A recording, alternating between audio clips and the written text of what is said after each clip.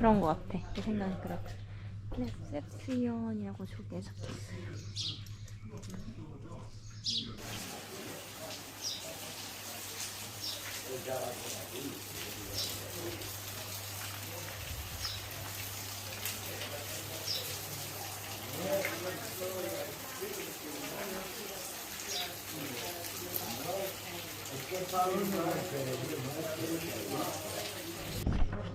오래전 거를 펴놔서 그렇지.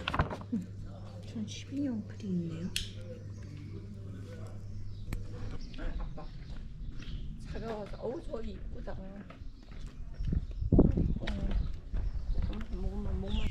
동네가 너무 예쁘네요. 엄청 예쁘네. 동네 예쁘다. 컵라면으로도 판다. 정말 없을 것 같은 동네 신라면이 파네요. 오늘은 지금까지 저희 이야기에 대해서 해보려고 합니다. 한 일주일치의 영상을 거의 못 찍었어요. 일주일치의 영상을 찍을 심적인 여유가 없었어요. 25일차쯤에 비아블랑카 델 비에르소까지 도착을 했을 때 아빠가 점심을 먹고 저녁을 먹고 숙소에 체크인을 잘 해가지고는 식은땀을 흘리면서 누워서 아무것도 하지를 못하는 상황이었어요. 근데 이 몸살 기운이 가벼운 몸살 기운인 줄 알고 계속 이렇게 까미노를 강행을 했는데, 그런데 거의 2주 정도 몸이 계속 안 좋은 상황에서 나아질 기미가 전혀 보이지 않았고, 그리고 과연 이렇게 계속 까미노를 하는 게 맞는 걸까라는 생각이 들어가지고 엄마와 상의를 했어요. 물론 아빠는 어떻게든 계속 까미노를 하고 싶어 했지만 모든 상황을 고려했을 때 이틀 정도를 점프를 해가지고 차라리 한 마을에서 이틀 정도 푹 쉬고 경과를 본 다음에 어떻게 할지 다음 행동지를 정하는 게 좋지 않을까라는 생각이 들어가지고 이틀치를 점프를 하기로 했습니다. 저희가 한 일주일치의 영상이 없잖아요. 그 없는 동안에 아주 특별한 에피소드들이 많았거든요. 그래서 그 에피소드들을 사진으로나마 남길까 싶어서 이렇게 영상을 켜게 되었습니다. 27일부터 28일까지 폰페라다에서 비아블랑카 델 비에르소까지 가다 보니까 웬 하얀 수부룩하게 하얗게 수염이 난 할아버지가, 산타처럼 수부룩하게 수염이 난 할아버지가 저희를 부르는 거예요. 그리고 저는 처음에 경계를 많이 했거든요. 왜냐면은 저는 무서웠어요. 생길대가 너무 특이하셔가지고 무서워가지고 경계를 많이 했는데, 그분이 저희를 부르시더니 집에 체리나무가 한가득 있는데, 체리나무를 우선 처음 봤어요. 그리고 체리나무에서 체리가 그렇게 한가득 열리는지 몰랐어요. 그 체리들을 한 봉다리에 가득가득 따주시면서 먹으면서 걸어가라고 힘내라고 하면서 저에게 인심을 나눠주시더라고요.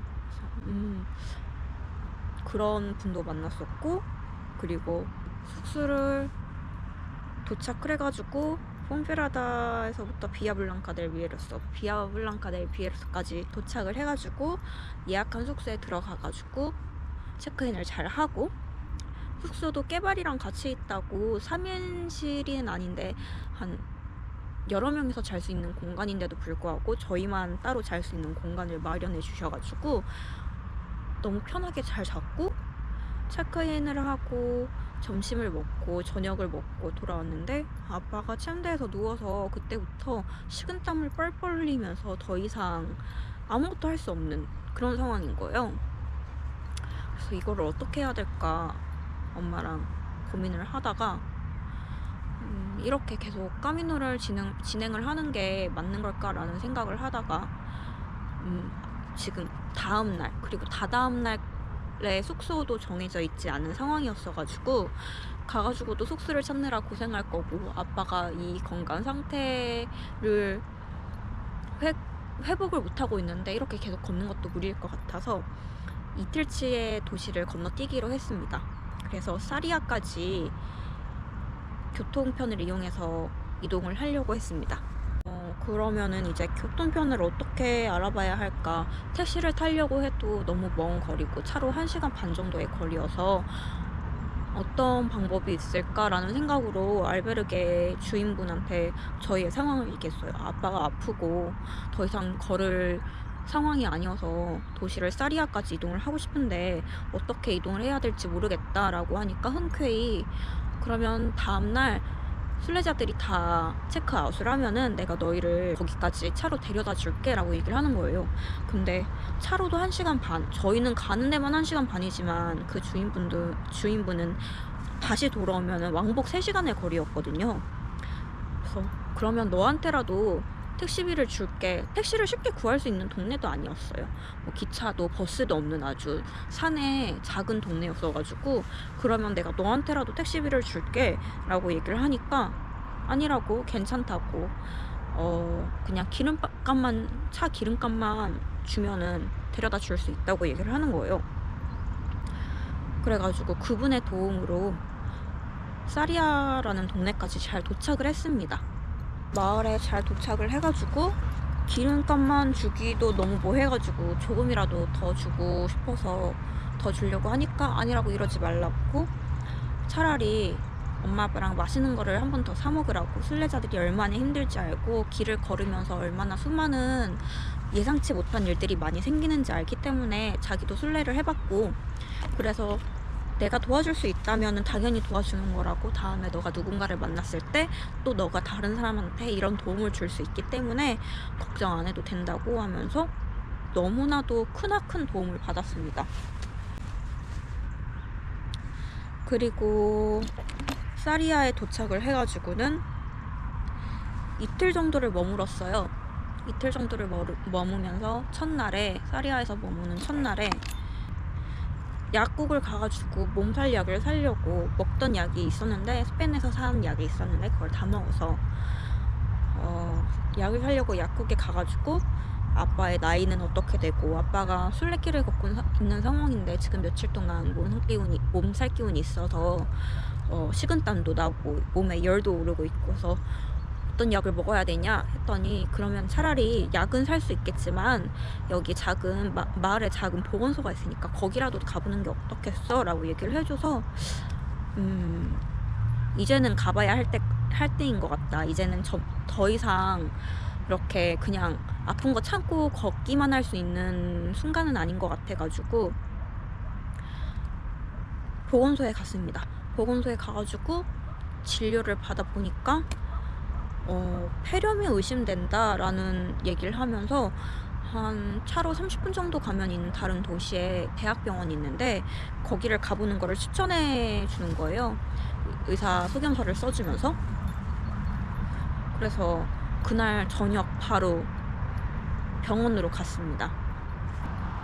병원에 가면서도 택시를 불러서 갔는데 택시 기사님이 너무 친절하셨어요. 가서 또 돌아올 때 쉽게 가고 올 수 있는 거리가 아니다 보니까 택시를 타고서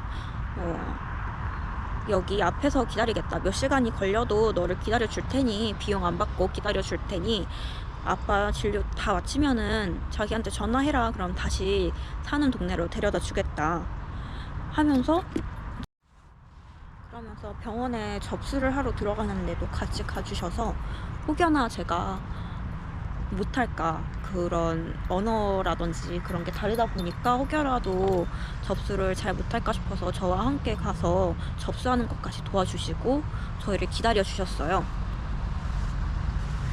그리고 병원에서 진료를 받는데 결국은 아빠가 폐렴이라는 진단을 받았습니다. 그래서 병원에서 항생제 받고 새벽 1시가 다 돼서야 집에 들어왔어요.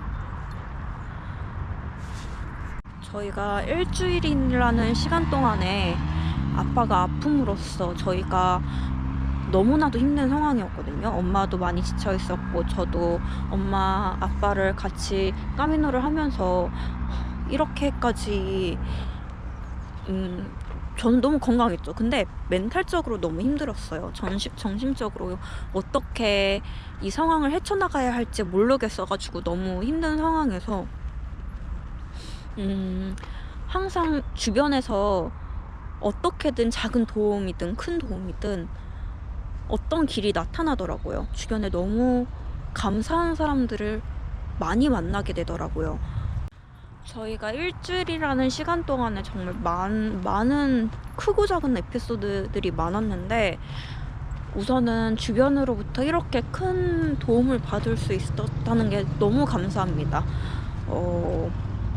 산티아고 콤포스텔라까지 도착을 하고 나서도 이 알베르게 주인분한테는 우리가 이런 일이 있었고 아빠가 폐렴에 걸렸었고 병원에 갔었고 그리고 무사히 완주를 해가지고 너에게 너무나도 큰 고마움을 표시하고 싶다라고 하면서 연락을 한번 했던 기억이 있네요.